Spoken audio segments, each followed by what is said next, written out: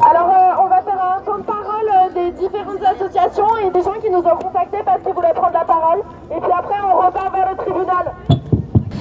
Ma soeur, elle m'a annoncé sa transition l'année dernière et elle est trans. C'est magnifique.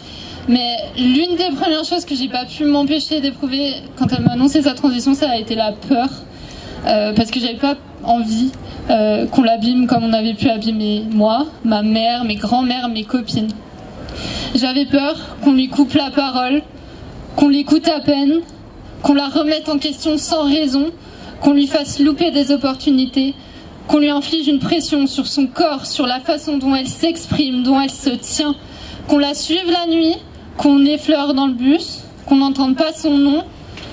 Puis j'ai aussi réalisé qu'être une femme, c'était pas une condamnation, c'était une fierté. Que la peur, elle était légitime, mais qu'elle valait rien contre la force et la puissance d'être une femme. Et ce que je trouve important dans les mouvements féministes, c'est leur intersectionnalité.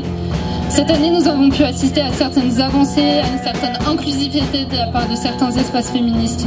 Et aujourd'hui, il est nécessaire de redéfinir le principe de sororité pour pouvoir aller plus loin et faire un maximum de place pour nos adeptes trans, nos sœurs racisées et en situation de handicap. Et pour pouvoir aussi dire adelphité, parce qu'on ne cautionnera plus aucune forme de misogynie. La peur, elle me mord le ventre au quotidien et j'en suis fatiguée. Pour demain, je veux pas d'égalité, je veux l'équité. Je veux qu'on se réponde à nos besoins, je veux qu'on s'adapte à nous comme on a dû s'adapter à leurs règles.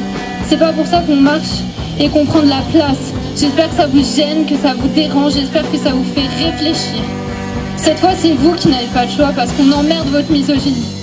On veut des mesures contre la violence, on veut de l'éveil, des dialogues, de l'écoute, de la sécurité, de la visibilité et de l'espace.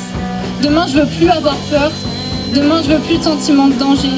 Et pour finir, j'aimerais dire que s'informer, c'est protéger. Et vous n'êtes jamais seuls. On est tous là pour vous. Parce que moi, je n'attendrai pas demain.